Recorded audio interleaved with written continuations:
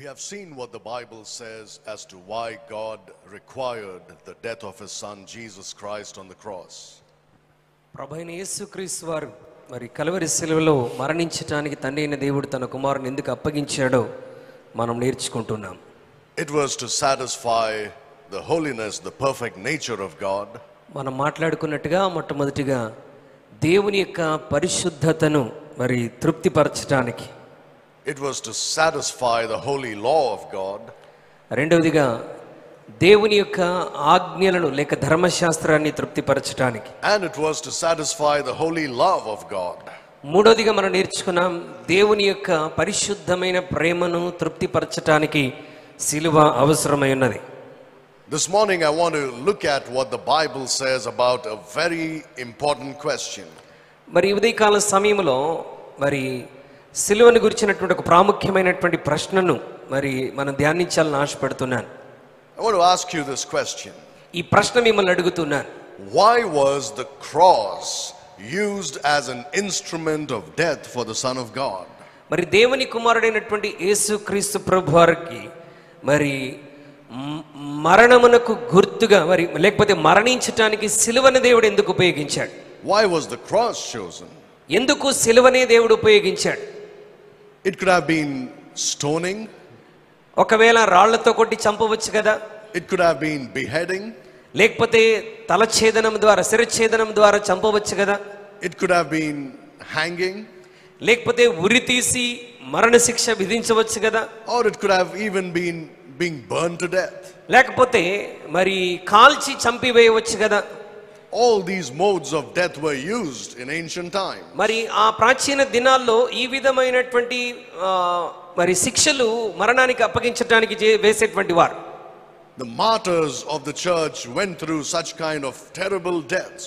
సంఘమునకు మరి క్రీస్తుకు హతసాక్షులైనటువంటి అనేక మంది ఈ విధమైనటువంటి మరణములను వారు ఎదుర్కొన్నారు. But why is it that God chose the cross for his son?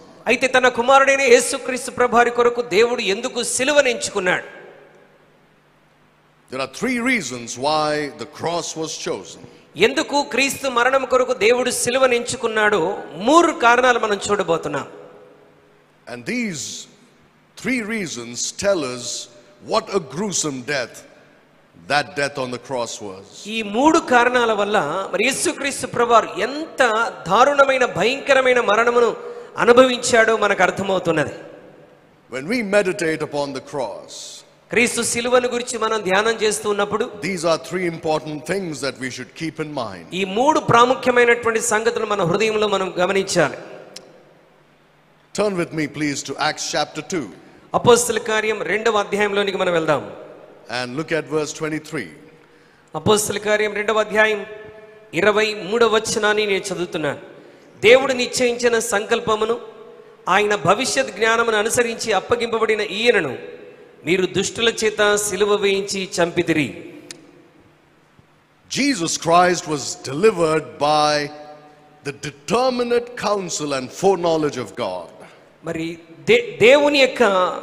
దేవుడు నిశ్చయించినటువంటి సంకల్పము భవిష్యత్ జ్ఞానము చేత యేసుక్రీస్తు ప్రభువు అప్పగించబడ్డాడు. The word determinate counsel and the word foreknowledge, they are very important to understand. మరి దేవుడు నిశ్చయించిన సంకల్పము భవిష్యత్ జ్ఞానము అన్నటువంటి మాటలు ప్రాముఖ్యమైనవి. Firstly, it means that it was God's will. మొట్టమొదటిగా దాని అర్థం ఏంటంటే ఇది ఖచ్చితంగా దేవుని యొక్క చిత్తమై ఉంటున్నది. And it also talks about Bible prophecy that God gave beforehand. మరి రెండవదిగా మరి దేవుని యొక్క వాక్య ప్రవచనం దేవుడు ముందుగానే ఆ ప్రవచనాన్ని ప్రవచించాడు. Now you see, capital punishment in Israel Israel దేశంలో సర్వసాధారణంగా విధించేటువంటి శిక్ష ఏంటంటే was not crucifixion. మరి ఈ విధమైనటువంటి సిలువ మరణం కాదు. Capital punishment among the Jews was by stoning to death. యూదులకు సర్వసాధారణంగా వారి నియమ ప్రకారం విధించవలసిన శిక్ష నేరగాళ్ళకి ఏదైనా ఉందా అంటే అది రాళ్లతో కొట్టి చంపటం. Look at Leviticus 24 and verse 16. లేవియకాండం 24వ అధ్యాయం 14వ వచనాన్ని ఒకసారి చూడండి. లేవియకాండం 24వ అధ్యాయం 14వ వచనం. Verse 16. 16వ వచనం. యెహోవా నామమును దూషించువాడు మరణ శిక్ష నందవలెను, సర్వ సమాజం రాళ్లతో అట్టివానిని చావగొట్టవలెను. That is capital punishment. యూదులకు విధించబడినటువంటి ప్రాముఖ్యమైనటువంటి శిక్ష ఇదే. They must be stoned to death. వారు ఖచ్చితంగా తప్పు చేసినప్పుడు రాళ్లతో కొట్టి చంపబడాలి. The whole congregation must stone that person to death. మరి ఇశ్రాయేలు సర్వ సమాజం అంతయు కూడా ఆ వ్యక్తిని రాళ్లతో కొట్టి చంపాలి. That was capital punishment. అది యూదులకు విధించబడేటువంటి మరణ శిక్ష. But never crucifixion. ఎప్పుడు కూడా ఇలాంటి శిలువ మరణం ఎవరికి విధించబడలేదు. Sometimes they would stone a person to death. కొన్నిసార్లు ఒక వ్యక్తిని రాళ్లతో కొట్టి చంపినప్పుడు and then hang him up. ఆ తరువాత అతన్ని మరలా తాడుకు వ్రేలాడదీస్తారు. To show that this man is the recipient of God's anger and wrath.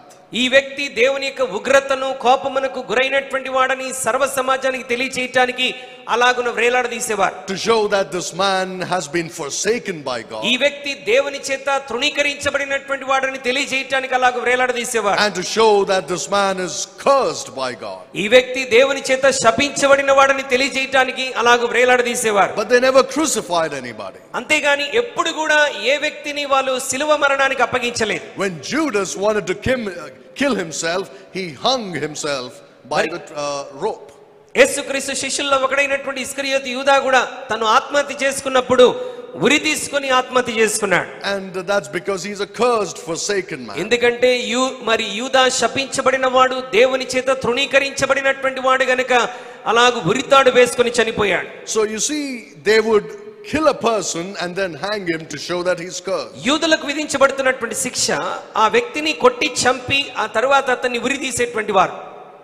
But no one was ever crucified. That was not the form of punishment. అయితే ఎవరు కూడా ఈ విధంగా శిలువ మరణానికి అప్పగించబడినటువంటి పరిస్థితి కనబడదు. But Jesus Christ was crucified. అయితే ప్రభువైనటువంటి యేసుక్రీస్తు శిలువ వేయబడ్డారు. Why was it? ఎందుకు శిలువ మరణం? This was to fulfill Bible prophecy.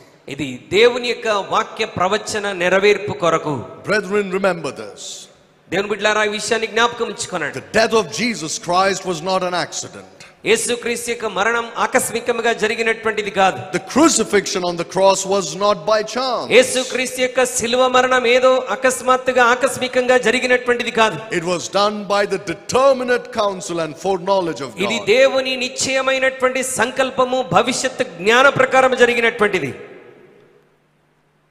Again, when you think about it, you see how wonderful God's wisdom is, how great his power is. మనం దీని గురించి ఆలోచన చేస్తున్నప్పుడు దేవుని యొక్క జ్ఞానము, ఆయన భవిష్యత్ జ్ఞానం ఎంత అద్భుతమైనటువంటిదో మనకు అర్థమవుతున్నది. How he arranged the situation that his determinate counsel would be fulfilled. ఆయన నిశ్చయించినటువంటి సంకల్పము నెరవేర్చబడగలిగినట్లు దేవుడు ఆ ప్రణాళిక అంతటిని ఎలాగూ సిద్ధపరిచాడో మనకు అర్థమవుతున్నది. Now think about this. ఈ విషయాన్ని గురించి ఆలోచన చేద్దాం. Jesus Christ should have been stoned to death. యేసుక్రీస్తు ప్రభువారు రాళ్లతో కొట్టి చంపబడి ఉండాలి. He was condemned by the high priest. అతను ప్రధాన యాజకుల చేత మరి తృణీకరించబడ్డాడు. And by the others for one particular sin. ప్రధాన యాజకుని చేత ఇతరుల చేత ఒక్క కారణం చేత శిక్షించబడ్డాడు. That is blasphemy against God. అది దేవదూషణ చేశాడు అన్నటువంటి ఒకే ఒక కారణాన్ని బట్టి శిక్షించారు. Jesus said, before Abraham was, I am. యేసుక్రీస్తు ప్రభువారు వారితో మాట్లాడుతున్నప్పుడు ఏమన్నాడంటే, నేను అబ్రహాము కంటే ముందున్నటువంటి వాడను. That means he claimed to be Jehovah. అంటే నేనే యెహోవాను అన్నటువంటి మాట స్పష్టంగా ప్రభు మాట్లాడాడు. According to their law, వారి యొక్క ధర్మశాస్త్ర ప్రకారం they should stone him to death for blasphemy. దేవదూషణ చేసేవాడిని రాళ్లతో కొట్టి చంపాలి. Now if they had chosen to do so, they could have done it. ఒకవేళ వారు అలాగూ చేసి ఉండాలి అని అంటే రాళ్లతో కొట్టి చంపాలి. They even tried to do it at one point. వారు ఒకానొక సందర్భంలో యేసుక్రీస్తు ప్రభువారిని రాళ్లతో కొట్టడానికి ప్రయత్నించారు. Look at John chapter 8 and verse 59. యోహాను సువార్త 8వ అధ్యాయం 59వ వచనాన్ని దయచేసి చూడండి. యోహాను సువార్త 8:59. కాబట్టి వారు ఆయన మీద రాళ్ళు రుబుటకు రాళ్ళు ఎత్తిరి గాని యేసు దాగి దేవాలయంలో నుండి బయటికి వెళ్ళిపోయాను. They took up stones to cast at him. యేసుక్రీస్తు ప్రభువారిని కొట్టడానికి రాళ్లను ఎత్తారు వాళ్ళు. Why? ఎందుకు? Because in their eyes he just blasphemed the name of God. ఎందుకంటే వారు గ్రహించినట్టుగా యేసుక్రీస్తు ప్రభువారు దేవదూషణ చేస్తున్నాడని వారు అనుకున్నారు. He claimed to be Jehovah in verse 58. మరి 58వ వచనంలో నేను అబ్రహాము కంటే ముందున్నానంటే నేను యెహోవాని అని యేసుక్రీస్తు ప్రభువారు చెప్పుకుంటున్నాడు. He claimed to be the great I am. నేనే ఆయనను అని యేసుక్రీస్తు ప్రభువారు మాట్లాడుతున్నారు. So they took up stones to beat him. వెంటనే వారు అతన్ని కొట్టడానికి రాళ్ళను ఎత్తుతున్నారు. But you see, the thing is, the Jews did not have the power to execute a person. చూడండి, ఒక వ్యక్తిని చంపటానికి యూదులకు అక్కడ అధికారం లేదు. They were being ruled by Rome. ఎందుకంటే వారు ఆ సమయంలో రోమా ప్రభుత్వం చేత పరిపాలించబడుతున్నారు. And capital punishment could only be given by them. రోమాలో ఒకవేళ ఒక వ్యక్తికి ఏదైనా శిక్ష విధించాలంటే రోమా ప్రభుత్వమే వారిని శిక్షించాలి. But still they could not contain themselves when they heard these words of Jesus. ఎప్పుడైతే ప్రభు దేవదూషణ చేస్తున్నాడని వారు అనుకున్నారో వారు వారి యొక్క కోపాన్ని అణచుకోలేకపోయారు. So they picked up stones to hit him. వారు యేసు ప్రభువును కొట్టడానికి రాళ్ళను ఎత్తారు. But it didn't happen. అయితే వారు అనుకున్న కార్యం అక్కడ జరగలేదు. That's because prophecy had to be fulfilled. ఎందుకు రాళ్లతో కొట్టలేకపోయారంటే దేవుని ప్రవచనం నెరవేర్చబడవలసి ఉన్నది. God knew that Rome would be in power. మరి దేవునికి తెలుసు రోమా ఆ సమయంలో ప్రభుత్వంలో అధికారంలో ఉంటుందని. And Israel will not have the power to execute capital punishment. మరి ఇజ్రాయేలులకు వారు విధించవలసిన శిక్ష విధించడానికి వారికి ఏమాత్రం అధికారం ఉండదని దేవునికి తెలుసు. So that is why he gave this prophecy that his son would be crucified. అందుకొరకే దేవుడి ప్రవచనం ఇచ్చాడు తన కుమారుడైన యేసుక్రీస్తు సిలువకు అప్పగించబడతాడని. But it was unimaginable in the Old Testament. అయితే పాత నిబంధన కాలంలో ఇది ఏమాత్రం ఊహించినటువంటి కార్యం. Nobody would have thought that Rome would be in power. మరి ఎవరు కూడా ఊహించలేదు రోమా ప్రభుత్వంలోనికి అధికారంలోనికి వస్తుందని. Nobody could imagine that they would crucify criminals. మరి ఖైదీలను వారు ఈ విధంగా సిలువ వేసి శిక్షిస్తారని వారు ఎన్నడూ కూడా ఊహించి ఉండరు. But God knew it. అయితే దేవునికి సమస్తం తెలుసు. And in his determinate counsel and foreknowledge he gave this ఆయన prophecy. నిశ్చయించిన సంకల్పము భవిష్యత్ జ్ఞానము చొప్పున దేవుడి కార్యాన్ని జరిగించాడు. Now look at what the Lord Jesus Christ himself said about it. అయితే యేసుక్రీస్తు ప్రభువారు ఈ విషయాన్ని గురించి తానే ఏమని పలికాడో దయచేసి చూడండి. Look at Luke chapter 24. లూకా సువార్త 24వ అధ్యాయం. Look at verses 44 through 46. లూకా సువార్త 24వ అధ్యాయం 44 నుండి 46 వచనాలు మనం చూద్దాం. అంతటా ఆయన మోషే ధర్మశాస్త్రములోను ప్రవక్తల గ్రంథముల్లోను కీర్తనలోను నన్ను గురించి వ్రాయబడినవన్నీ నెరవేరవలనని నేను మీ యొద్ద ఉన్నప్పుడు మీతో చెప్పిన మాటలు నెరవేరినవని వారితో చెప్పాను. అప్పుడు వారు లేఖనములు గ్రహించున్నట్లుగా ఆయన వారి మనస్సును తెరచి క్రీస్తు శ్రమపడి 3వ దినమున మృతుల్లో నుండి లేచునని యెరూషలేము మొదలుకొని సమస్త జనముల్లో ఆయన పేరట మారు మనస్సు పాపక్షమాపణ ప్రకటింపబడినని వ్రాయబడి ఉన్నది. Jesus said all things must be fulfilled. యేసుక్రీస్తు ప్రభువారు అన్నారు ఇవన్నీ నెరవేరవలసి ఉన్నది. Which were written in the law of Moses, మోషే ధర్మశాస్త్రంలో రాయబడ్డాయి, in the prophets, మరి ప్రవక్తల గ్రంథాల్లో రాయబడినవి, in the Psalms concerning me. మరి కీర్తనలో కూడా నన్ను గురించి వ్రాయబడినటువంటి సంగతులన్నీ Everything must be fulfilled. ఇవన్నీ నెరవేర్చబడవలసి ఉన్నది. That he would suffer, die and rise again. ఆయన క్రీస్తు అనగా క్రీస్తు లేఖనముల ప్రకారం శ్రమపడి చనిపోయి సమాధి చేయబడి 3వ దినాన తిరిగి లేవలసి ఉన్నది. But this was after his resurrection. అయితే ఇది ప్రభు ఎప్పుడు మాట్లాడాడు? తన పునరుద్ధానం తర్వాత మాట్లాడినటువంటి మాటలు. But look at Matthew chapter 20. అయితే మత్తయి సువార్త 20వ అధ్యాయంలోనికి ఒకసారి రండి. And look at verse 19. మత్తయి సువార్త 20వ అధ్యాయం 19వ వచనాన్ని దయచేసి మనం చూద్దాం. మత్తయి 20:19 వచనం. ఆయనను అపహసించుట కొరడాలతో కొట్టుటకును సిలువ వేయుటకును అన్ని జనులను ఆయన అప్పగింతురు. 3వ దినమున ఆయన మరలా లేచును. This is Jesus Christ talking. ఇది యేసుక్రీస్తు ప్రభువారు మాట్లాడుతున్నటువంటి మాటలు. And he says to his disciples, ఆయన తన శిష్యులతో ఈ మాట చెప్తున్నాడు. we are going up to Jerusalem. ఇదిగో మనం యెరూషలేము వైపుకు వెళుతున్నాం. The Son of Man will be betrayed. మరి దేవుని కుమారుడైనటువంటి యేసుక్రీస్తు తృణీకరించబడతాడు. They shall condemn him to death. వారు అతన్ని మరణానికి అప్పగిస్తారు. They shall deliver him to the Gentiles to mock. అన్య జనులకు మరి అపహాస్యమునకు వారు అతన్ని అప్పగిస్తారు. They will scourge him. వారు అతన్ని శిక్ష విధిస్తారు. And they will crucify him. వారు అతన్ని సిలువకు అప్పగిస్తారు. Of course he will rise again. నిశ్చయముగా ఆయన మరలా తిరిగి లేవవలసి ఉన్నది. He gave 6 prophecies in these 2 verses. ఈ 2 వచనాల్లో 6 ప్రవచనాలు ప్రభు అక్కడ పలుకుతా ఉన్నాడు. And one of those is that he would be crucified. అందులో ఒక ప్రవచనం ఆయన సిలువ వేయబడటం. How did he know that? ఆయనకి ఈ విషయం ఎలా తెలుసు? It is already written in the Bible, that's why. ఎందుకనగా పరిశుద్ధ లేఖనములో అది ముందుగానే వ్రాయబడి ఉన్నది కనుక ఆయన ఎరిగినటువంటి వాడు. He knew that the mode of his death would be crucifixion. ఆయన యొక్క మరణ శిక్ష సిలువ మరణం ద్వారానే ఉంటున్నదని గ్రహించాడు. Now you see, brethren, He went willingly. దేవుని బిడ్డలారా, ఈ సిలువ మరణానికి ఆయన ఇష్టపూర్వకముగా వెళ్ళినటువంటి వాడు. He knew what was waiting for him in Jerusalem. యెరూషలేములో యేసుక్రీస్తు ప్రభువారి కొరకు ఏమి వేచి ఉన్నదో ఆయన ఎరిగినటువంటి వాడు. We read of many martyrs in church history. సంఘ చరిత్రలో అనేక మంది హతసాక్షుల గురించి మనం చదువుతాం. They were faithful witnesses. వారు దేవుని కొరకు నమ్మకమైన సాక్షులుగా జీవించినటువంటి వారు.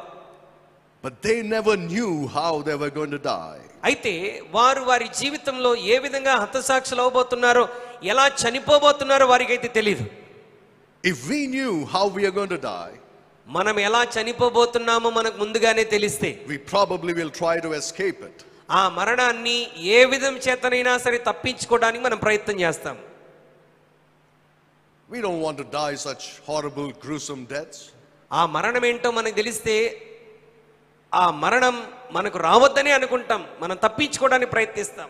But look at the Lord Jesus Christ. అయితే ప్రభువైన యేసు వైపు మనం చూస్తే He knew everything that was going to happen to him. ఆయన ఏ విధముగా చంపబడుతున్నాడో ప్రతి విషయం ఆయన ముందుగానే ఎరిగినటువంటి వాడు. He knew all the sufferings he would endure on the cross. ఆయన సిలువలో వెళ్ళబోతున్నటువంటి ప్రతి శ్రమను గురించి ఆయన ముందుగానే ఎరిగినటువంటి వాడు. He knew what the determinate counsel of God was. దేవుడు నిశ్చయించినటువంటి సంకల్పము ఏమైనదో ఆయన ముందుగానే ఎరిగినటువంటి వాడు. And he being God himself, ఆయనే దేవుడై ఉన్నాడు గనుక he had this foreknowledge. ఆయనకు భవిష్యత్తు జ్ఞానము కలిగినటువంటి వాడు. He knew what he was going to suffer. ఆయన ఏ విధంగా శ్రమ పొందనై ఉన్నాడో క్రీస్తు ముందుగానే ఎరిగినటువంటి వాడు. And he still went to Jerusalem. ఆయన మరణం ఎలా ఉంటుందో తెలిసినప్పటికీ, యెరూషలేమునకు వెళ్తే ఏం జరిగిందో తెలిసినప్పటికీ యెరూషలేమునకు వెళ్ళాడు. He knew that the Romans would execute this punishment. రోమీయులు ఈ విధమైన శిక్ష ప్రభువుకి వేస్తారని ఆయనకు తెలుసు. Now, what are these prophecies of the Old Testament? ఈ పాత నిబంధనలో ఉన్నటువంటి ఈ ప్రవచనాలని ఏంటి? There is a prophecy in the Old Testament that none of his bones would be broken. మరి పాత నిబంధన గ్రంథంలో ఒక ప్రవచనం ఉన్నది, ఆయన ఎముకల్లో ఏది కూడా విరవబడదన్నటువంటి ప్రవచనాన్ని మనం చూస్తాం. And this is pictured in the Passover in Exodus chapter 12. ఇది నిర్గమకాండం 12వ అధ్యాయంలో చాలా అద్భుతంగా దేవుడు చూపెడుతూ ఉన్నాడు. In verse 46. నిర్గమకాండం 12వ అధ్యాయం 46వ వచనం, మీరు ఒక్క ఇంటిలోనే దాన్ని తినవలను, దాని మాంసంలో కొంచెం, మీరు ఒక్క ఇంటిలోనే దాన్ని తినవలను, దాని మాంసంలో కొంచెమైన ఇంటిలో నుండి బయటికి తీసుకుని పోకూడదు, దానిలో ఒక్క ఎముకైనను మీరు విరవకూడదు. The Bible says he keepeth all his bones. మరి ఏ ఎముక కూడా విరవబడదని దేవుని వాక్యం సెలవిస్తున్నది. Not one of his bones shall be broken. దానిలో ఒక్క ఎముకైనను విరవబడదు. This David prophesied in Psalm 22. మరి ఈ విషయాన్ని దావీదు తన కీర్తనలో ప్రవచిస్తా ఉన్నాడు. Now think about this. ఈ విషయాన్ని గురించి ఆలోచిద్దాం. When the Romans crucified a man, రోమియోలో ఒక వ్యక్తికి మరి సిలువ మరణం వేసినప్పుడు they would let him hang on the cross the whole day. మరి ఆ దినమంతయు అతన్ని సిలువ మీద వేలాడదీస్తారు. You must know something about the death of the cross. మరి సిలువ మరణాన్ని గురించి మనం నేర్చుకోవాల్సిన విషయాలు కొన్ని ఉన్నాయి. It is not a quick death. అది వెంటనే, అంటే ఆ వ్యక్తిని వెంటనే చంపివేసేటువంటి శిక్ష కాదు. It's a very slow death. అతన్ని చాలా మెల్లమెల్లగా చంపుతారు. As soon as you put nails in your hands and legs, you don't die. మన చేతులకు కాళ్లకు మేకులు కొట్టిన వెంటనే మనం చనిపోం. It takes a very long time. చాలా సమయం పడుతుందండి ఆ వ్యక్తి ప్రాణం కోల్పోవడానికి. Sometimes it will take days for them to die. కొన్నిసార్లు ఆ వ్యక్తి చనిపోవడానికి రోజులు కూడా పట్టవచ్చు. But the Romans, what they would do is this. అయితే రోమీయులు ఏం చేస్తారంటే, they will let the man hang on the cross the whole day. ఒక ఖైదీని సిలువ మీద వేలాడదీసినప్పుడు అతన్ని ఆ దినమంతా అలా సిలువలో వేలాడదీస్తారు. And that whole day he would be experiencing unspeakable pain. ఆ దినమంతయు కూడా ఆ వ్యక్తి వర్ణించసఖ్యము కానటువంటి భయంకరమైన బాధను అనుభవిస్తాడు. But in the evening when they wanted to leave, సాయంకాలమున వారు వెళ్ళిపోవాలనుకున్నప్పుడు, we know that they had this practice. మరి వారికి ఈ విధమైనటువంటి అలవాటు ఒకటి ఉన్నది. They would come and break the legs of the prisoners. వారు వచ్చి ఆ ఖైదీల యొక్క కాళ్ళను విరగ్గొడతారు. Why would they do that? ఎందుకు అలా చేస్తారు? So that they would not be able to breathe. వారు కనీసం ఊపిరి కూడా పీల్చుకోకుండా చేయాలన్నటువంటిది వారి ఆలోచన. If you're thinking what's the connection between the breaking of legs and breathing, కాళ్ళు విరగొట్టడానికి శ్వాస పీల్చుకోవడానికి సంబంధం ఏంటి అని మీరు అనుకోవచ్చు. thinking, well, we don't breathe with our legs. మన కాళ్ళతో మనమైతే శ్వాస పీల్చుకోలేం కదా. What's the connection? మరి ఏంటి దానికి దీనికి ఉన్న connection? You see, when the man hangs on the cross, ఒక వ్యక్తి సిలువలో వేలాడినప్పుడు he is in such an odd position, మరి చాలా ఇబ్బందికరమైన పరిస్థితిలో తను వేలాడతాడు, that it is very difficult for him to breathe. అతను అలా వేలాడుతున్నప్పుడు శ్వాస పీల్చుకోవటం అనేటువంటిది మరి ఎంత మాత్రము కూడా కుదరదు. It's very difficult. చాలా కష్టమైనటువంటిది. Every time they have to take a breath, ఊపిరి పీల్చుకోవాలి, శ్వాస పీల్చుకోవాలనుకున్న ప్రతిసారి they have to push themselves up on their feet, on their వారు legs, వారి కాళ్ళని ఇలా పైకెత్తి ఊపిరి పీల్చుకోవలసిన పరిస్థితి ఉంటుంది. or else this part of the body doesn't work. అలా చేయకపోతే ఈ శరీరంలో ఈ భాగం ఏమాత్రము పని చేయదు. The diaphragm doesn't work. మరి వారు శ్వాస పీల్చుకోవాలన్నటువంటి ఆ యొక్క పరిస్థితి వారిలో ఏమాత్రం పని చేయదు. The lungs cannot really suck in that air that is వారి యొక్క necessary. ఊపిరితిత్తులు ఆ గాలిని తీసుకొని అతనికి అందించలేవు. But when they lift themselves up on their feet, ఎప్పుడైతే వారి పాదాలని లాగు పైకెత్తుతారో they can take a deep breath. వారు మరి లోపలికి అలాగూ శ్వాసను పీల్చుకోగలరు. So they break their legs ఈ రోమా సైనికులు వారి కాళ్ళను విరగొట్టేసి so that they cannot push themselves up to breathe. ఇక వాళ్ళకి శ్వాస పీల్చుకోవడానికి అవకాశం లేకుండా చేస్తారు. And then they suffocate and their lungs burst and their hearts burst and they die. ఇక ఊపిరి అందక ఊపిరితిత్తులు పని చేయక వారు అక్కడికక్కడే చనిపోతారు. But this verse that we have just read, అయితే మనం చదివినటువంటి లేఖనములో in Psalm 34 also it says, he keepeth all his bones, not one of them is Keerthana broken. 34లో కూడా ఆయన ఎముకల్లో ఒకటైనను విరువబడదని దేవుని యొక్క లేఖనం సెలవిస్తున్నది. God knew that he would be crucified, దేవునికి తెలుసు ఆయన శిక్ష విధించబడతాడని, that he would hang on the cross.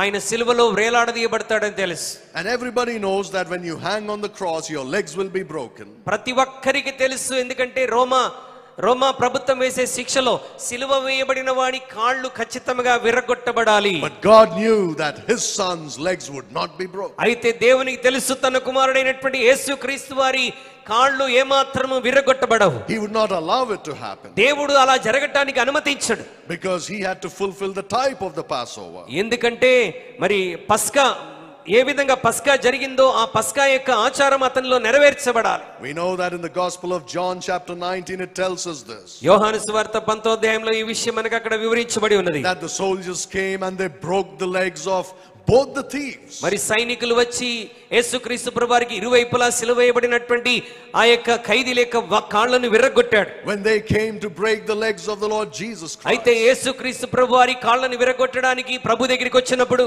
they saw that he was already dead. యేసుక్రీస్తు ప్రభువారు ముందుగానే చనిపోయాడని వారు గ్రహించారు. He had given up the ghost. అతను తన ప్రాణాన్ని విడిచిపెట్టేశాడు. This was in fulfillment of prophecy. ఇది దేవుని యొక్క వాక్య ప్రవచన నెరవేర్పై ఉంటున్నది. The cross was chosen to fulfill prophecy. దేవుని ప్రవచన నెరవేర్పు కొరకు సిలువ ఎంచుకొనబడినది. Now look at another prophecy in Luke chapter 22. లూకా సువార్త 22లో మరి ఒక ప్రవచనాన్ని దయచేసి చూడండి. Luke chapter 22 and verse 37. లూకా సువార్త 22వ అధ్యాయం 37వ వచనాన్ని మనం చదువుదాం.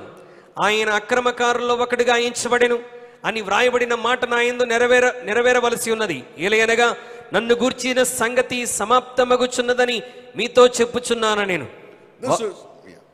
వారు ప్రభువా ఇదిగో ఇక్కడ 2 కత్తులున్నవనగా చాలునని ఆయన వారితో చెప్పాను.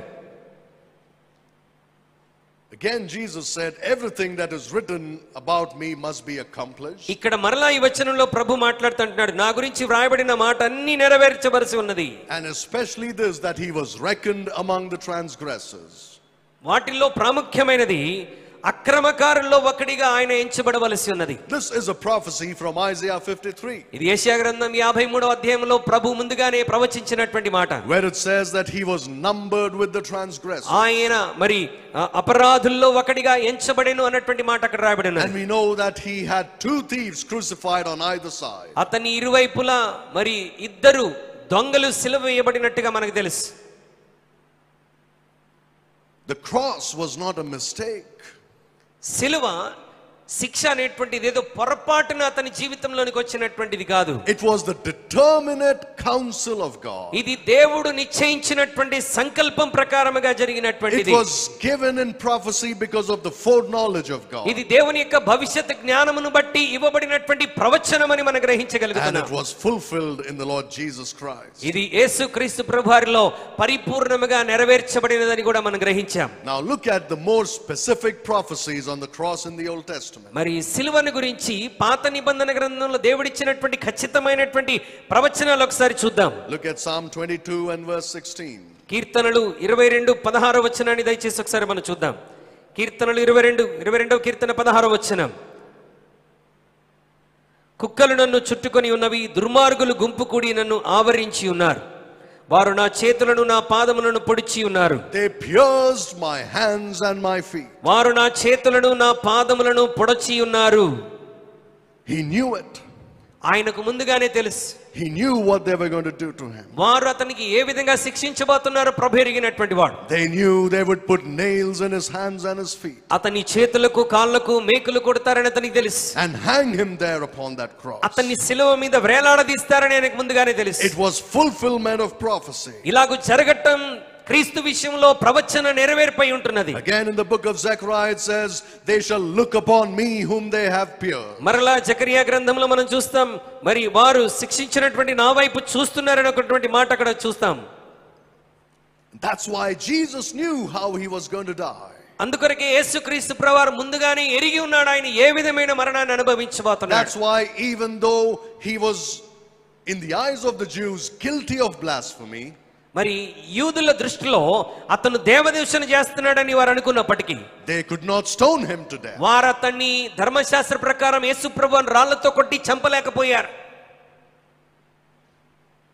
God had other plans. అయితే దేవుడు తన కుమారుని శిక్షకుండా పంపడానికి వేరొక ప్రణాళిక కలిగినటువంటి వాడు. If you think about it, ఒకవేళ దీని గురించి మనం ఆలోచిస్తున్నట్లయితే, if Jesus had to be stoned to death, యేసుక్రీస్తు ప్రభువారు ఒకవేళ రాళ్లతో కొట్టబడి చంపబడవలసి ఉంటే, that would have been a mercy compared to the crucifixion of the cross. మరి సిలువ మరణముతో పోల్చుకుంటే చాలా కనికరముతో ఆయన చంపబడ్డాడని మనకు అర్థమవుతుంది. That stoning is much better than crucifixion. సిలువ మరణము కంటే రాళ్లతో కొట్టబడటమే సులభం.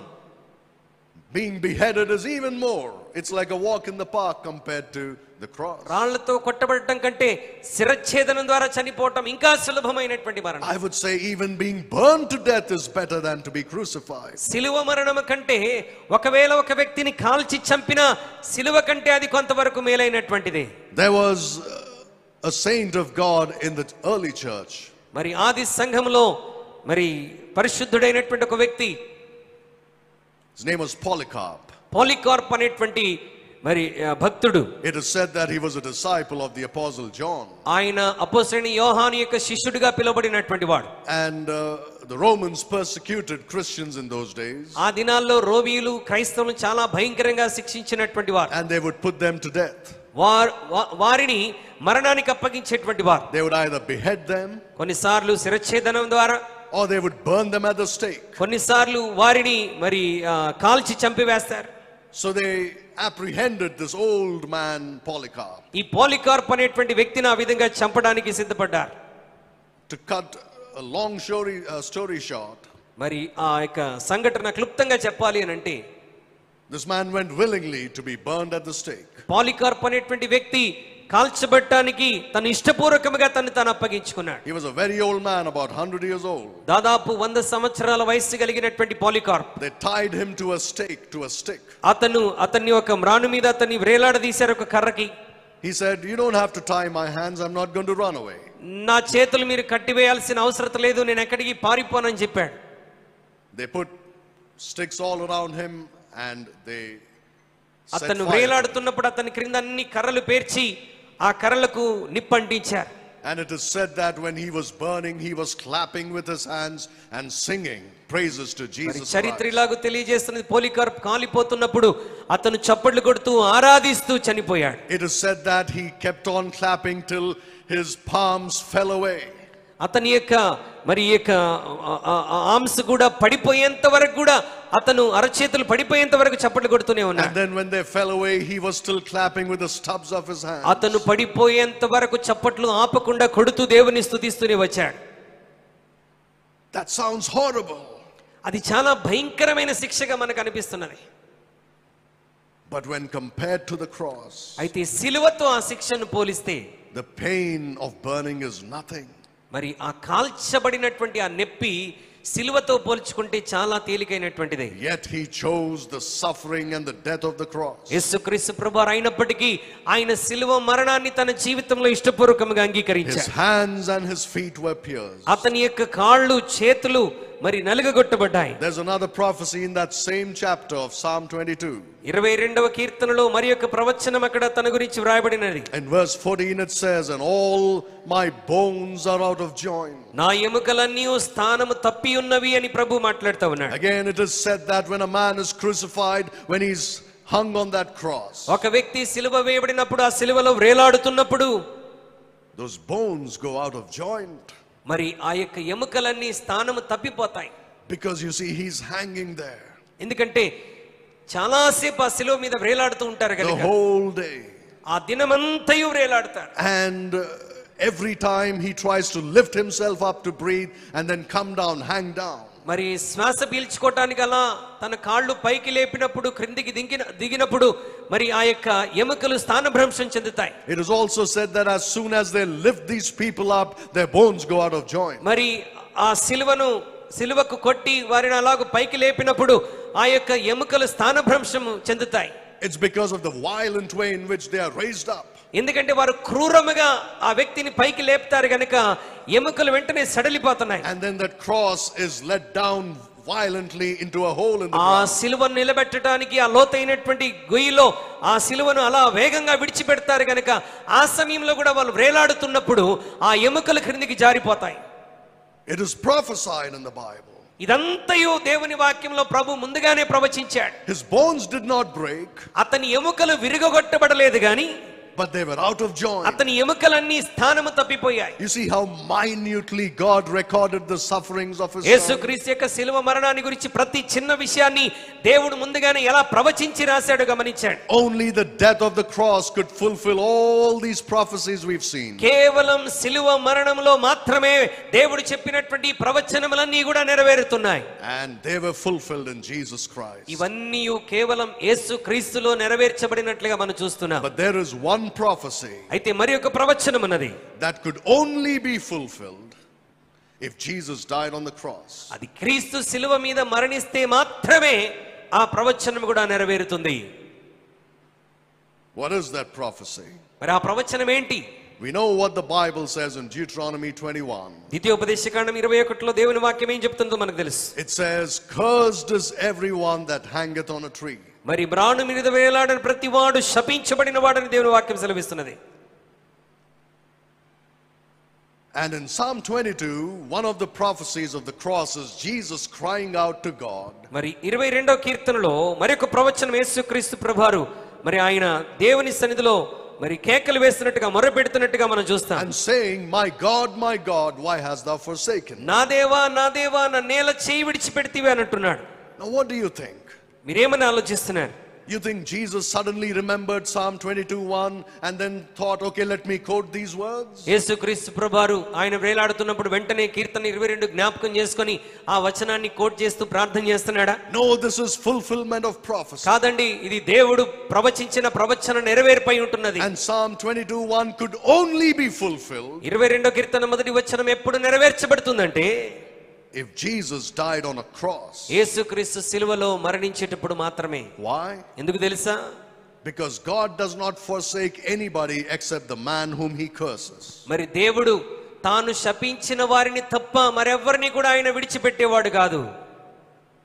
Why did he cry out and say, why did you forsake me? ఎందుకు యేసుక్రీస్తు ప్రభువారు కేకలు వేస్తూ నా దేవా నన్ను ఎందుకు విడిచిపెట్టావని ఏడుస్తున్నాడు?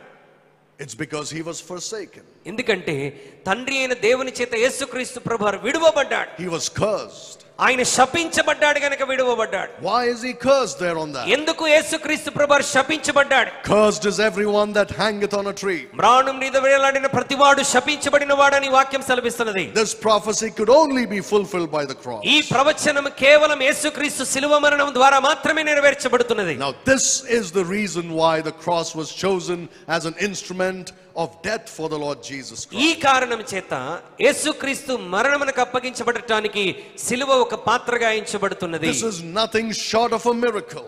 ఇదేదో అకస్మాత్తుగా జరిగినటువంటి కార్యం ఇది కాదు. It's a miracle. ఇది ఒక అద్భుతం. It was impossible for this to happen. ఇది జరగటం అనేటువంటిది ఒక అసాధ్యమైనటువంటి విషయం. It was impossible for all these prophecies to be fulfilled. ఈ ప్రవచనములన్నీ నెరవేర్చబడటానికి ఇది ఒక అసాధ్యమైనటువంటి విషయం. But God worked all things together in such a way. అయితే దేవుడు సమస్తమును సమకూర్చి అవన్నీ చక్కగా జరగటానికి ఏర్పాటు చేశాడు. That his son Jesus Christ would die on the cross. తన కుమారుడైన క్రీస్తు సిలువలో మరణించినట్లుగా And fulfill all these prophecies. ఆయన పలికిన ప్రతి ప్రవచనం ఆయన ద్వారా నెరవేర్చబడగలుగునట్లు. In spite of this, some people say they deny the fact of the cross. కొంతమంది ఈ సిలువను గురించినటువంటి వాస్తవాన్ని తృణీకరిస్తూ ఉంటారు. They say no, it never happened. ఇది ఎప్పుడు జరగలేదు అని అంటూ ఉంటారు. They say Jesus Christ made it all up. యేసుక్రీస్తు ప్రభువారే ఇవన్నీ తాను జరిగించాడని చెప్పుకుంటారు. He made it look like all these prophecies were being fulfilled. ఈ ప్రవచనాలు నెరవేర్చబడినట్లుగా ఆయన ప్రయత్నించాడని చెప్తూ ఉంటారు. Some others say it was just a coincidence. మరి కొంతమంది ఏమంటారంటే అది యాదృచ్ఛికంగా అకస్మాత్తుగా జరిగిపోయిందని అంటూ ఉంటారు. It's not prophecy really, but it's just a coincidence that it happened like అది this. ప్రవచనం కాదు, ఆ కాలానుగుణంగా ఆ సమయానికి అనుకూలంగా అలా జరిగిపోయిందని చెప్తూ ఉంటారు. Now think about it. దీని గురించి ఆలోచించండి. If Jesus Christ made this all up, ఒకవేళ యేసుక్రీస్తు ప్రభువారు తనకు తానుగానే ఇది జరిగించుకొని ఉంటే, to make it look like he was the Messiah, ఆయన నేనే మెస్సియానని కనబర్చుకోవడానికి ఒకవేళ ప్రభు అలాగ చేసి ఉంటే, that means he was a dishonest man. అంటే ఆయన యథార్థముగా ఉన్నటువంటి వ్యక్తి కాదు. That means he was a deceiver. ఆయన మోసగాడిగా ఎంచబడతాడు. That means he was an imposter. He was a deceiver, yeah. ఆయన మోసగాడిగా ఎంచబడతాడు. But when you read the Gospels, అయితే మనం సువార్తలను మనం చదివినప్పుడు, when you hear the words of Jesus, యేసుక్రీస్తు ప్రభువారి మాటలు మనం గమనించగలిగితే, can any human being come to this conclusion? ఏ మానవుడైనా ఈ ముగింపుకు వస్తాడు? Can any sane man come to this conclusion? లేక అదే వ్యక్తి ఈ విధమైన ముగింపుకు వస్తాడా? That Jesus was a liar. యేసుక్రీస్తు అబద్ధికుడు అని చెప్పగలడా? That he was an imposter. ఆయన మోసగాడని చెప్పగలమా? The words he spoke were not the words of a deceiver. యేసుక్రీస్తు ప్రభువు ఆయన మాట్లాడినటువంటి మాటల్లో ఏది కూడా మోసపూరితమైనటువంటి మాట లేదు. The things that he did show nothing about deception. ఆయన చేసినటువంటి కార్యాల్లో ఏ కార్యము కూడా మోసపూరితమైనటువంటిది కాదు.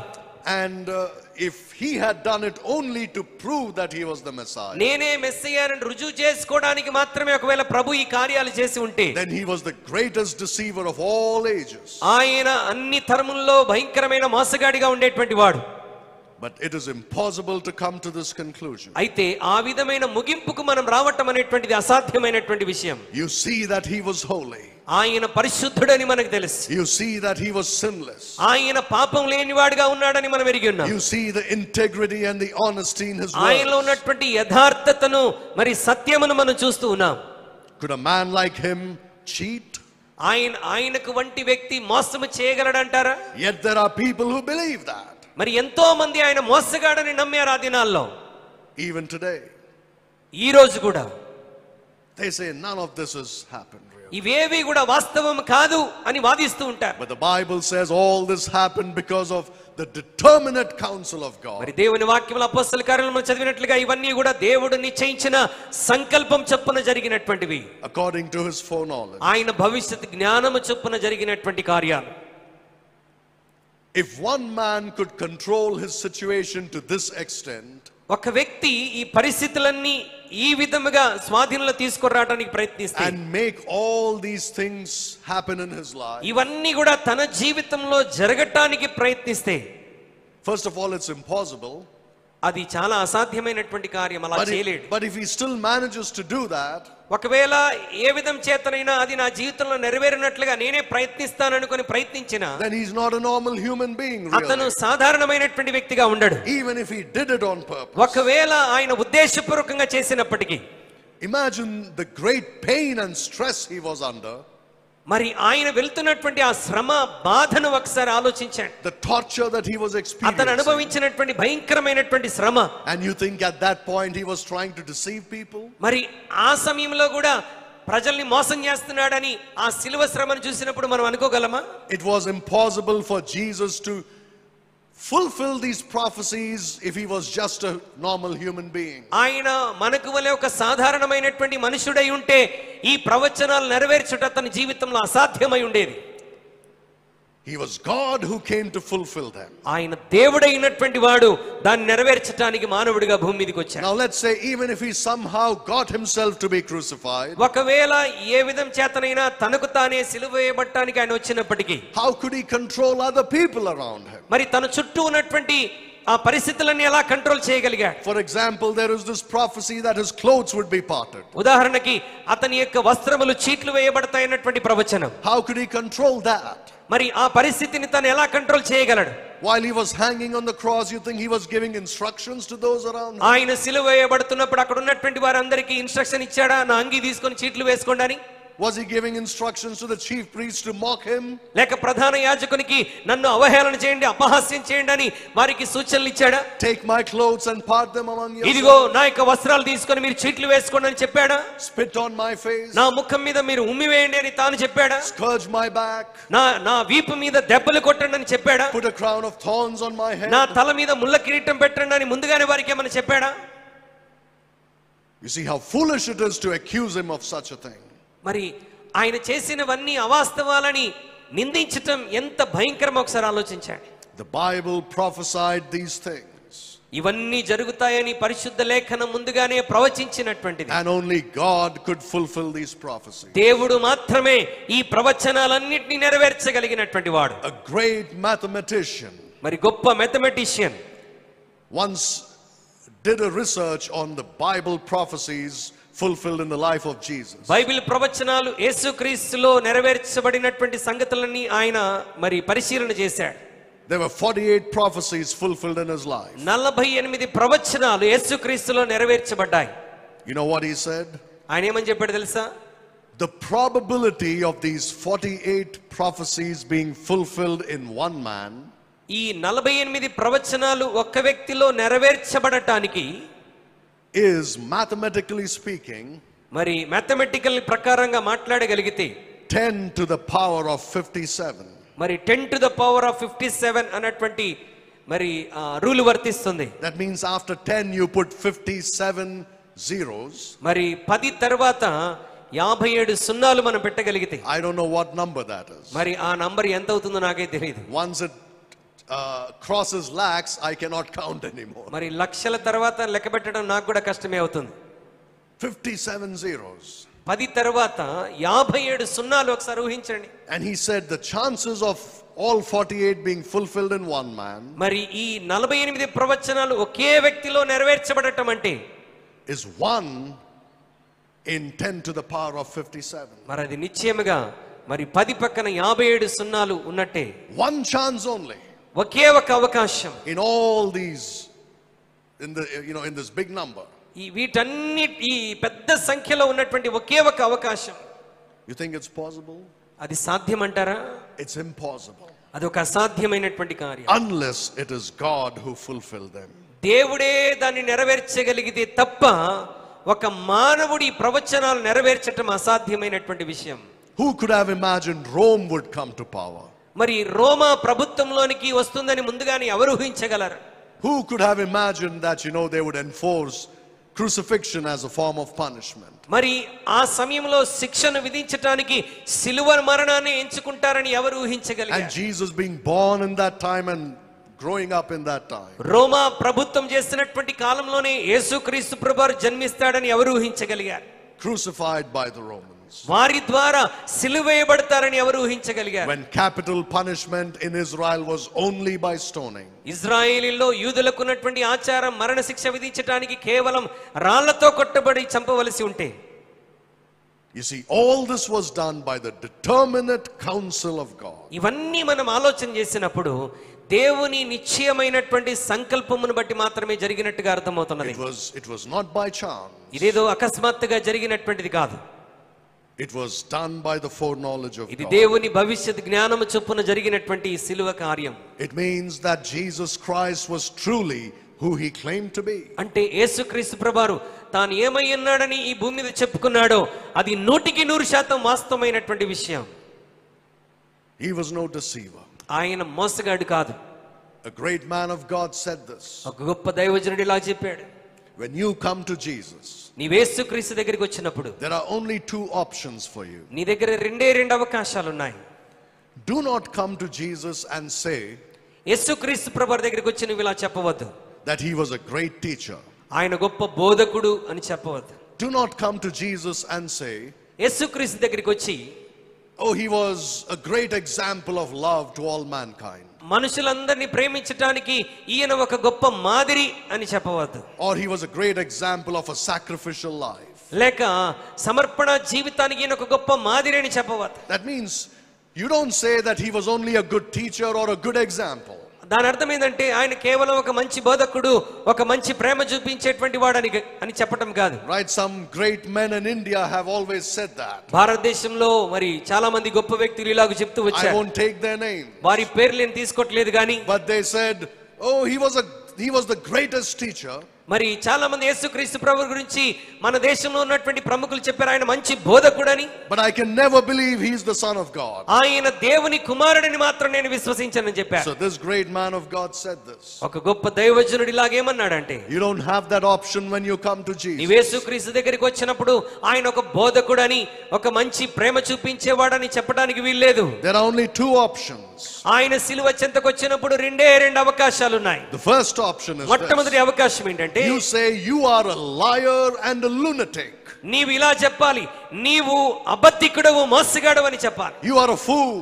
నీవు వెర్రివాడవు, So reject him and go away. కాబట్టి నువ్వు వెర్రివాడవు, అబద్ధికుడవు గనుక నిన్ను విడిచి వెళ్ళిపోతున్నాను. Or you fall down at his feet and say, my Lord and my God. రెండవ అవకాశం ఏంటంటే నీవు ఆయన పాదముల దగ్గర పడి నా ప్రభువా నా దేవా అని మొరపెట్టగలగాలి. There is no other option. ఇంకా వేరే అవకాశం ఏదీ లేదండి.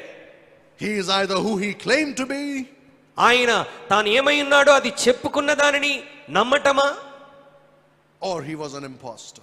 లేకపోతే ఆయన మోసగాడని నమ్మటమా. There is no other option. రెండు అవకాశాలు మన ఎదుట ఉన్నాయి.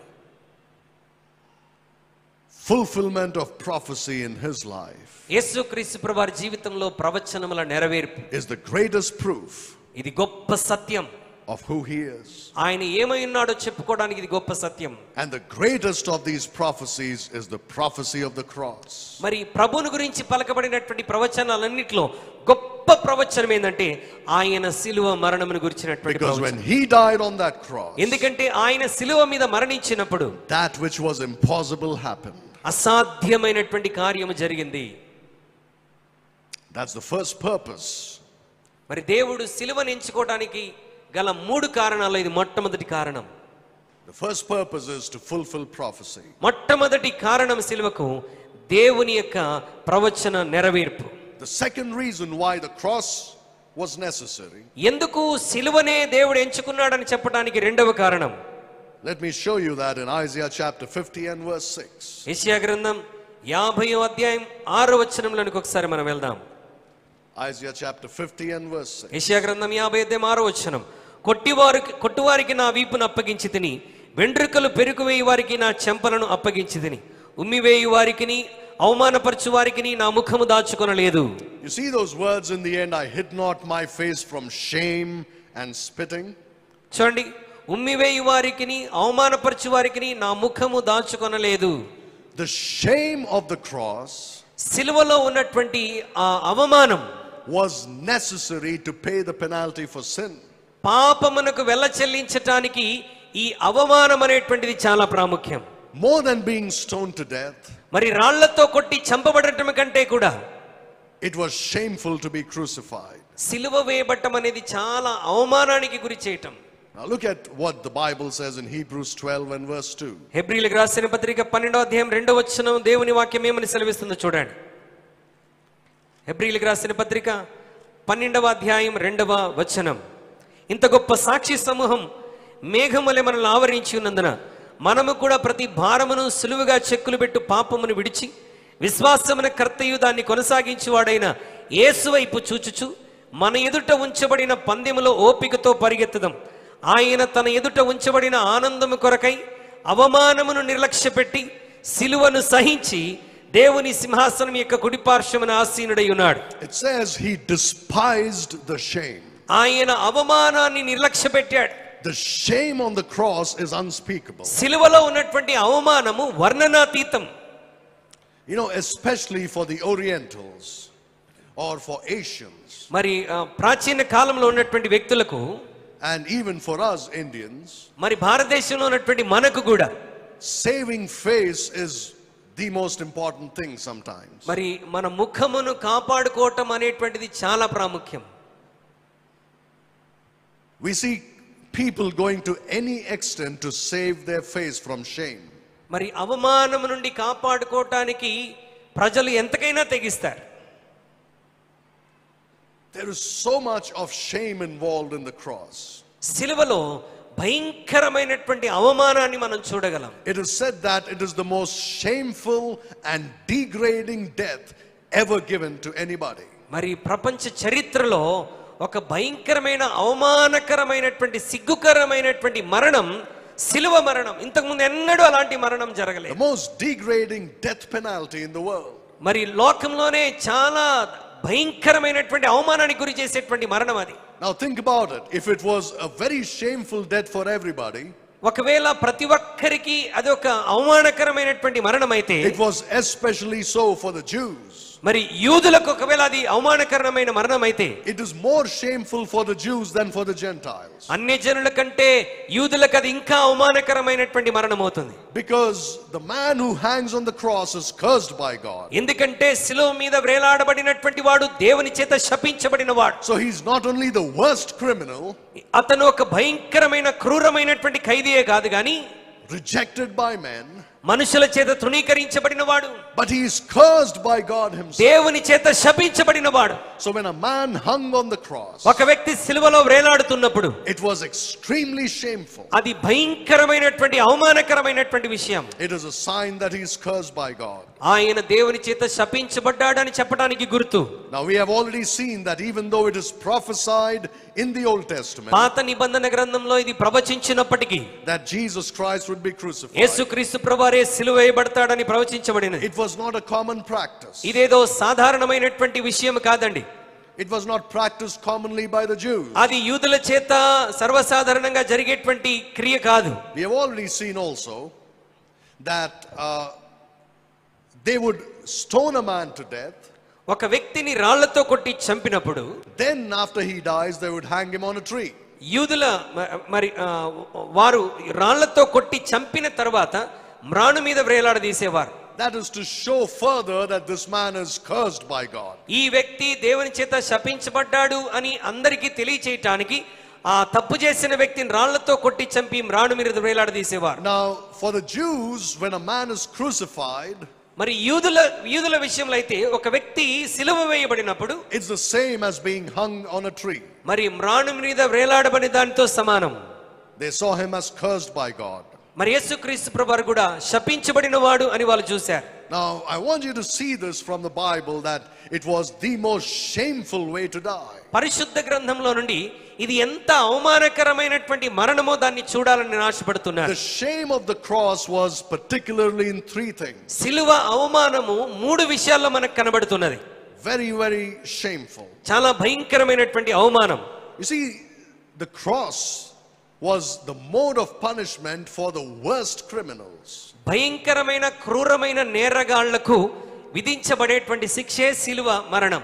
Now the Bible says in Matthew 27 that the other two who were crucified with the Lord, మత్తయి సువార్త 27లో తనతో పాటు మరి కుడి ఎడమల వైపున సిలువ వేయబడినటువంటి ఇద్దరు దొంగలు were called thieves. వారు దొంగలు అని పిలువబడ్డారు. Think about it. దాని గురించి ఆలోచించండి. That means Jesus Christ is considered the same as these people, a thief. దొంగల మధ్య ప్రభుని సిలువ వేశారంటే వారు ఏమని చెప్పాలనుకున్నారు? ఈయన కూడా దొంగే అని చెప్పాలనుకున్నారు. He is as horrible as these thieves. మరి ఆ యొక్క దొంగలు ఎలాగైతే ఉన్నారో అతన్ని కూడా దొంగగానే ఎంచారు. We know that thieves, when they are caught, దొంగలు వారు పట్టబడినప్పుడు are put to shame. వారు అవమానానికి గురి చేయబడతారు. Right? It's a most shameful thing to be caught stealing. దొంగతనం చేస్తున్నప్పుడు దొరికినటువంటి వాడు ఎంత సిగ్గు అవమానానికి గురవుతాడో ఒకసారి ఆలోచించండి. Even if you get caught killing a person, you won't feel so ashamed. మరి ఒక వ్యక్తి చంపినటువంటి వాడిని పట్టుకున్నా వాడికి అంత సిగ్గు అవమానం ఉండదేమో. But when a person is caught stealing, కానీ ఒక వ్యక్తి దొంగతనం చేస్తుండగా దొరికితే he cannot lift up his head again and look at anybody. ఇక తన తల పైకెత్తి ఎవరిని చూడలేడు, అంత సిగ్గు అవమానానికి గురవుతాడు. Jesus Christ was crucified as a common criminal. యేసుక్రీస్తు ప్రభువారు కూడా ఒక సాధారణమైన దొంగ వలె, ఒక నేరగాడి వలె సిలువ వేయబడ్డాడు. As the worst of mankind. అంటే మానవుని జీవితంలో ఒక భయంకరమైన అవమానానికి గురయ్యేటువంటి శిక్ష. Now think about this. దాని గురించి ఆలోచించండి. This shame is magnified infinitely when you think of the holiness of Jesus Christ. దేవుని యొక్క పరిశుద్ధతను గురించి నీవు ఆలోచన చేసినప్పుడు ఈ అవమానము చాలా అధికమైపోతున్నది. The holy Son of God, దేవుని పరిశుద్ధుడైన దేవుని కుమారుడు, being called a cursed man, పరిశుద్ధుడైన దేవుని కుమారుడు శపించబడిన వాడిగా పిలువబడటం, being called a criminal, లేక ఒక నేరగాడిలాగా పిలువబడటం, being looked at as a thief. ఒక దొంగలాగా అతని వైపు చూడటం, It's terrible shame whether you ఎంత realize it or భయంకరమైన not. అవమానం ఒకసారి ఆలోచించండి. When especially you think that he did not do anything wrong whatsoever. ఆయన ఏ దొంగతనము చేయనప్పటికీ, ఏ నేరము చేయబడినప్పటికీ ఆ భయంకరమైన అవమానానికి అతను గురయ్యాడు.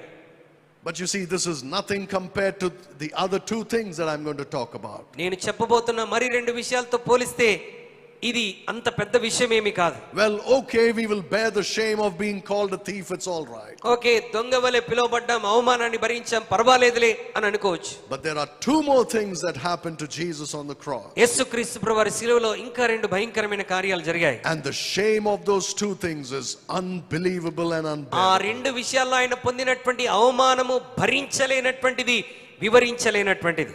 The Lord willing, we'll talk about it tomorrow. వాటిని గురించి రేపటి దినాన మనం నేర్చుకుంటాం. Brethren, what happened to Jesus on the cross? దేవుని బిడ్డలారా, యేసుక్రీస్తు ప్రభువారికి శిలువ మరణంలో ఏమి జరిగింది? The reason why he went to that cross, ఆయన ఆ శిలువకు వెళ్ళటానికి కలిగినటువంటి కారణం ఏంటి?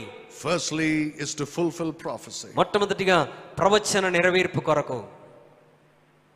And he fulfilled every single one of them. మరి ఆయనలో ప్రతి ప్రవచనం కూడా నెరవేర్చబడింది. But that's not enough. అయితే అంత మాత్రమే సరిపోలేదండి. When he died for your sins and mine, ఆయన నీ నా పాపముల కొరకు సిలువ వేయబడినప్పుడు he had to endure the shame that you and I deserve. నీకు నాకు చెందవలసినటువంటి ఆ భయంకరమైన అవమానమంతటిని ఆయన తాను భరించాడు. That's why he had to go to the cross, because there is no greater shame than the cross. సిలువ కంటే భయంకరమైన, సిగ్గుకరమైనటువంటిది, అవమానకరమైన శిక్ష ఏదీ లేదు గనక ఆయన నీ కొరకు నా కొరకు దాని గుండా వెళ్ళవలసి వచ్చింది. What a wonderful Savior. ఎంత అద్భుతమైన రక్షకుడిని మనం కలిగి ఉన్నాం. If you have never trusted Jesus Christ as your Savior, ఒకవేళ నీ జీవితంలో ఇప్పటి వరకు యేసుక్రీస్తుని సొంత రక్షకునిగా నువ్వు నమ్మకపోతే, what has stopped you from doing so? యేసును రక్షకునిగా అంగీకరించడానికి ఇంకా నిన్ను ఆపుతున్నటువంటి విషయం ఏంటి? If you are an honest person, ఒకవేళ నువ్వు యథార్థమైన వ్యక్తివైతే, if you are really true in your heart, నీ నీ నీ యొక్క హృదయంలో నీవు సత్యవంతుడివైతే, you will come to his feet and say, save me from my sins, O Lord. ఆయన పాదముల చెంతకొచ్చి నువ్వు అడుగుతావు, అయ్యా నా పాపముల నుండి నన్ను రక్షించండి. You are holy. నీవు పరిశుద్ధుడవు. You are who you claim to be. నీవు ఏమై ఉన్నావని చెప్పుకున్నావో నేను దాన్ని nమ్ముతున్నాను. I believe you died for my sins, were buried and rose again. నీవు నా పాపముల గురించి చనిపోయి సమాధి చేయబడి తిరిగి లేచావని నమ్ముతున్నాను. If you are an honest man, you would do that right now. నీవు యథార్థమైన వ్యక్తివైతే నీవు ఈ రోజే ఆ ప్రార్థన ప్రభు సన్నిధిలో చేయగలవు. And you as a born again Christian, దేవుని బిడ్డలారా, నీవు తిరిగి జన్మించిన క్రైస్తవుడుగా how thankful have you been to the Lord for what he did for you? దేవుడు కల్వరి శిలువలో నీ కొరకు చేసిన కార్యమును బట్టి నీవెంత కృతజ్ఞుడవై జీవించాలి. Look at how hard God worked to fulfill all these prophecies in his son. ఈ ప్రవచనాలన్నీ తన కుమారుడైన యేసుక్రీస్తులో నెరవేర్చడానికి దేవుడు ఎంత ప్రయాసపడ్డాడో ఒకసారి ఆలోచించండి. Look at all the things he had to bring together for them to be fulfilled. అన్ని సమకూర్చి ఆ ప్రవచనాలు నెరవేర్చబడడానికి దేవుని యొక్క ప్రణాళిక, ఆయన ప్రయాసం ఒకసారి ఆలోచించండి. All because of you. ఇవన్నీ దేవుడు చేయటానికి గల కారణం ఏంటంటే నీవు నేనే. For you. నీ కొరకు ప్రభు ఈ కార్యాలు చేశాడు. Can you imagine how much he loves you? అంటే ఒక్కసారి ఆలోచించండి, దేవుడు నిన్ను ఎంతగా ప్రేమిస్తే ఈ కార్యాన్ని జరిగిస్తాడు. It's unimaginable. అది ఊహించలేమండి. All we can do is come and say thank you, Lord. మనం చేయాల్సిందల్లా ఆయన సిలువ చెంతకు వచ్చి నిండు మనసుతో కృతజ్ఞతలు ప్రభువుకు తెలియచేయటమే. Let us pray. ప్రార్థన చేద్దాం. I pray, Lord, that your words would continue to be in our hearts and minds, that they would bear the fruit that you desire in us and bring about, Lord, that transformation that you desire as we look at the cross of our Lord Jesus Christ. Let it be a blessing to your children. In Jesus' name, amen.